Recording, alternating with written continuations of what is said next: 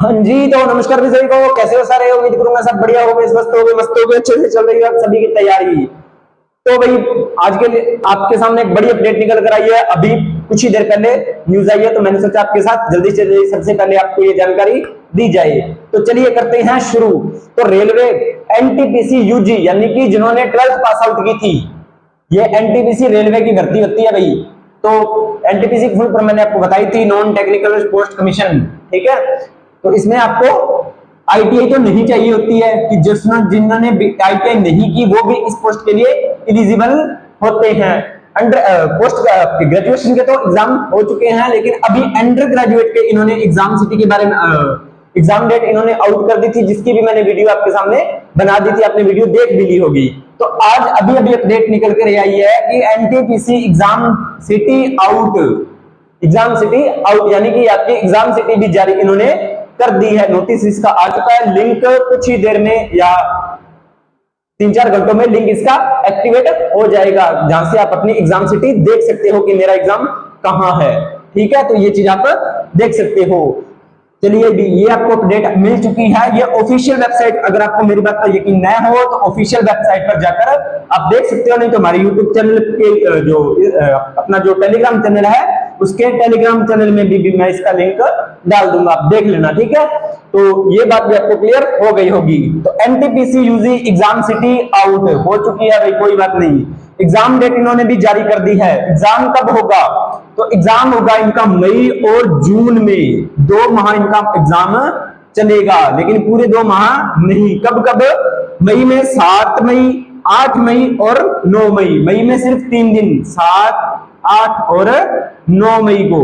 उसके बाद में देखें तो जून में 13 जून, 14 जून, 13 जून, 14 जून, 16 जून, 17 जून, 18, 19, 20, 21 जून, लगभग आपके 13 से 21 जून तक आपके एग्जाम जून माह में होने की संभावना क्या है, मतलब होंगे की संभावना क्या है। आप तो नोटिस ही आ गया ना, तो आपके एग्जाम मई और मई के 3 दिन और जून के लगभग 1, 2, 3, 4, 5, 6, 7, 8 दिन, जून के लगभग 8 दिन आपके एग्जाम चलेंगे। तो जिन बच्चों ने तैयारी अभी नहीं शुरू की है, तो भाई माड़ी बात है, ना करी तो। और जिनकी तैयारी चल रही है वो अपनी तैयारी को और फास्ट करें, फटाफट अपना रिवीजन करें। साइंस में किसी को कोई डाउट हो तो डायरेक्ट एमसीक्यू वाली प्लेलिस्ट उठा लें और वहां से आप क्वेश्चन कर सकते हो। कुछ क्वेश्चन आपको एग्जाम में फंस सकते हैं। चलिए, अब आपको मैं एक इंफॉर्मेशन साथ के साथ और दे देता हूं इसी के साथ साथ। ये मैंने आपको इंफॉर्मेशन दे दी थी, लेकिन ये इंफॉर्मेशन आपके लिए और इंपॉर्टेंट है।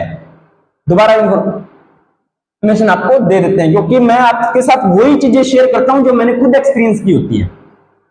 ऐसे नहीं है मैं कहीं से भी देख के कुछ भी आपको बता दूं, नहीं, जो चीजें मैंने खुद एक्सपीरियंस की होती है वो मैं चीजें आपको बताता हूं। चलिए, फॉर एग्जांपल, किसी भी एक पर्सन है, कोई भी एक एक्स पर्सन है, उसकी एग्जाम सिटी आ जाती है, एग्जाम सिटी आ जाती है सपोज दैट अमृतसर। कहां पर? अमृतसर। चलिए, एग्जाम सिटी है उसकी अमृतसर, क्योंकि मेरा भी अमृतसर ही आया था।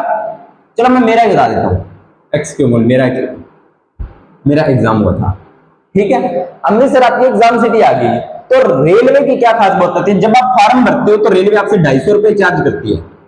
जब आप फॉर्म भरते हो तो रेलवे आपसे 250 रुपए चार्ज करती है। और जब आप एग्जाम दे देते हो, जब आप एग्जाम दे दिया, एग्जाम आपने दे दिया है, तो कुछ ही दिनों बाद में ये आपके 250 रुपए आपको रिफंड हो जाएंगे, यानी कि आपके अकाउंट में ये 250 रुपए आपके वापस आ जाएंगे। रेलवे की पहली बात तो आपको ये ध्यान में होगी, नहीं है तो आप, अगर आपने 250 रुपए फॉर्म फीस भरी तो रेलवे आपको 250 रुपए वापस कर देता है। अगर आपने एग्जाम नहीं दिया तो आपको 250 रुपए वापस नहीं मिलेंगे। देखो कितना अच्छा सिस्टम है, एग्जाम दिया तो 250 रुपए मिलेंगे, अगर नहीं दिया तो नहीं मिलेंगे। तीसरी बात क्या है?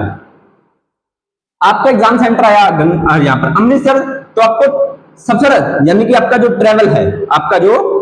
ट्रेवल है, उसका आपको रेलवे आपसे कोई चार्ज नहीं लेती है। आपके ट्रेवल का रेलवे आपसे कोई चार्ज नहीं लेती है। क्यों नहीं लेती है? क्योंकि आपको पता होगा जब आपने फॉर्म भरा था उन्होंने आपसे नजदीकी रेलवे स्टेशन भरवाया था, भरवाया होगा ना कि आपका नजदीकी रेलवे स्टेशन कौन सा है, नजदीकी रेलवे स्टेशन कौन सा है, भरवाया होगा। तो जब आपका एडमिट कार्ड आएगा, एडमिट कार्ड आने से पहले आपको एग्जाम सिटी की स्लिप मिलेगी। वहां पर आपकी सिर्फ एग्जाम डिस्ट्रिक्ट और एग्जाम सिटी होगी, एग्जाम सिटी भी होगी, एग्जाम डिस्ट्रिक्ट भी होगी और एग्जाम आपका स्टेट भी होगा, कौन सी स्टेट में आपका एग्जाम होने वाला है। ठीक है, अब आपका मान लीजिए जैसे मेरा आया था अमृतसर और मैं बिलोंग करता हूं श्री गंगानगर से, श्री गंगानगर से। अब मुझे श्री गंगानगर से अमृतसर जाना है। ठीक है, तो एग्जाम से लगभग 3 दिन पहले, 3 दिन पहले और 3 दिन बाद में आप इसी रूट पर सफर कर सकते हो। किस रूट पे? श्री गंगानगर से अमृतसर, इस रूट पर आप फ्री सफर कर सकते हो एग्जाम से 3 दिन पहले और एग्जाम से 3 दिन बाद में। ये रेलवे आपको प्रोवाइड करवाती है। ठीक है सर, इतना तो हमें समझ में आ गया। अब कुछ बच्चे क्या करते हैं, इसका प्रिंट आउट निकाल लेंगे, रोल नंबर निकाल लेंगे और वो सफर करने चले जाएंगे। अब प्रॉब्लम ये आती है कि वो बच्चे डायरेक्ट जनरल कोच में चढ़ जाते हैं, तो जनरल कोच में होती है भीड़, तो वहां पर आपको प्रॉब्लम का सामना करना पड़ता है। तो आपको करना क्या है, आपको जनरल कोच में सफर करने से अगर बचना हो तो आपको क्या करना है, जनरल कोच में अगर आप सफर करते हो तो एडमिट कार्ड ले जाना, आराम से चले जाना, कोई आपको पूछने वाला वहां पर नहीं है। अब आपको पता हो स्लीपर कोच होता है, वहां पर चेकिंग करने वाले आते हैं, तो अब आपने टिकट नहीं लिया तो सीधी सी बात है फाइन तो भरना पड़ेगा। तो आपको क्या करना है, आपको जिस दिन मान लीजिए आज आपकी एग्जाम सिटी जारी होगी, आज आपकी एग्जाम सिटी जारी हो गई, तो आप कल अपने नजदीकी रेलवे स्टेशन पर चले जाइए। जैसे मेरा श्री गंगानगर था, तो नजदीकी रेलवे स्टेशन पर, जहां कहीं भी आपका नजदीकी रेलवे स्टेशन है वहां पर चले जाइए। वो जो आपने प्रिंट एग्जाम सिटी वाला प्रिंट है, एग्जाम सिटी वाला जो प्रिंट है वो आपको ले जाना है, एक तो। दूसरा, अपनी 2 फोटो ले जानी है, और तीसरा आपको आधार कार्ड की फोटोकॉपी और आधार कार्ड है उसकी फोटोकॉपी, ये आपको ले जानी है।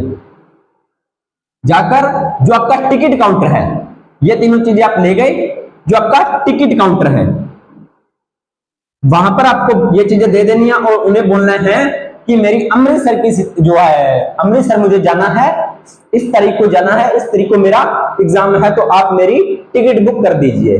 अब होगा क्या, जैसे आपको पता है श्री गंगानगर से अमृतसर सीधे रूट पे ट्रेन, शायद चेक कर लेना, आप कोई भी एप्लीकेशन से आप चेक कर सकते हो, गूगल से चेक कर सकते हो। अगर सीधी ट्रेन जाती है, ये मैं स्पेशल अमृतसर के लिए नहीं बता सकता हूं, कहीं भी जहां पर आपका एग्जाम है, जहां से ट्रेनें जाती हैं, तो अमृतसर एग्जांपल लेकर बता रहा हूं। अगर सीधी ट्रेन जाती है फिर तो आपको ये रिजर्वेशन करवाने में कोई दिक्कत ही नहीं है। लेकिन अगर अब सीधी ट्रेन मान लीजिए नहीं जाती, तो श्री गंगानगर से आप क्या करो, धुरी जंक्शन की ट्रेन ले लो। कौन से जंक्शन की? धुरी। क्यों? क्योंकि अमृतसर धुरी तक ट्रेन सीधी जाती है, आगे धुरी से अमृतसर का लगभग 4 घंटे का रास्ता रहता है, तो वो आप जनरल कोच में सफर कर सकते हो। नहीं तो इसकी भी आप डबल टिकट करवा सकते हो कि धुरी से अमृतसर के आगे मुझे स्लीपर की और दे दो। ठीक है, आते टाइम क्या करो, अमृतसर से डायरेक्ट आपको बठिंडा तक की ट्रेन मिल जाती है, बठिंडा तक की आपको ट्रेन मिल जाती है। तो वहां से आते टाइम इसी स्टेशन से ही आप रिजर्वेशन करवा के चले जाइए, और फिर उसके बाद में बठिंडा से श्री गंगानगर 3-4 घंटे का सफर है।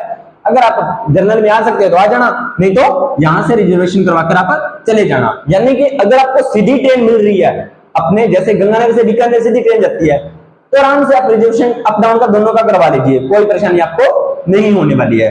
अब अगर मान लीजिए आपको बीच में ट्रेन चेंज करनी पड़ रही है, तो वहां पर उनको बता दीजिए कि मुझे यहां से यहां तक ट्रेन चेंज करनी है। ये पूरा परफॉर्मा आप गूगल से या कोई भी एप्लीकेशन है जहां से आपको ट्रेनों की संपूर्ण जानकारी मिलती है, जैसे मेरे पास वेयर इज माई ट्रेन है, तो उस एप्लीकेशन से अपनी ट्रेनों का पूरा प्रोसेस निकाल लीजिए कि मेरा कितने बजे एग्जाम है, कितने बजे मुझे वहां पर एग्जाम सेंटर पर पहुंचना है, एक दिन पहले जाना है, एक दिन बाद में जाना है, ट्रेन गंगानगर से कितने बजे कहां पर पहुंचती है, सारी चीजें आप चेक कर सकते हो। अब उसके बाद में आप उस ट्रेन के नंबर नोट कर लेना, फिर टिकट काउंटर के पास चले जाना। तो वो आप अब इतना जाकर सारा उससे पूछोगे तो वो आपको हो सकता है कुछ ना बोले, लेकिन परेशान सा हो जाएगा।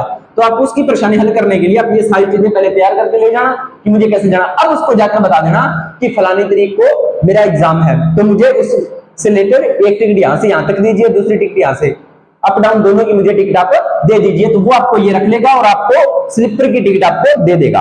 अगर आप एसी में सफर करना चाहते हो तो एसी का चार्ज आपको देना पड़ेगा। यहां पर सीधा नॉर्मल स्लीपर में जाते हो तो आपको कोई चार्ज नहीं देना। अगर आप एसी में सफर करना चाहते हो तो आपको सिर्फ एसी का चार्ज देना होगा, उसका कुछ थोड़ा बहुत एक्स्ट्रा चार्ज होता है वो आपको देना पड़ेगा, बाकी आप सफर फ्री कर सकते हो। ठीक है, तो आप ये चीजें कर लेना ताकि आपको सफर करने में परेशानी न हो, क्योंकि एग्जाम सेंटर में दो ही चीजों का प्रेशर होता है, एक घर से निकलकर एग्जाम सेंटर तक पहुंचने में जो परेशानियां आती हैं, रेलवे स्टेशन पर जाना, वहां पर रेस्ट करना, फिर ये चीजें इधर जाओ उधर जाओ, वो प्रेशर अपना दिमाग मतलब कुछ देर के लिए डिस्टर्ब कर देता है ना। तो आपको वहां चीजों डिस्टर्ब नहीं होना है, ये सारी प्रोसेस आप अपना लोगे तो आपको प्रॉब्लम नहीं आएगी, आपका एग्जाम अच्छे से होगा, अच्छे से आपका सफर होगा, कोई आपको प्रॉब्लम नहीं आएगी। तो उम्मीद करता हूं आपको ये जानकारी अच्छी लगी होगी। अगर जानकारी अच्छी लगी हो तो वीडियो को लाइक कर देना, शेयर कर देना, कमेंट कर देना, और साथ ही साथ आने वाली ये एनटीपीसी भर्ती परीक्षा के लिए सभी छात्र छात्राओं को मेरी तरफ से हार्दिक शुभकामनाएं, ऑल द बेस्ट।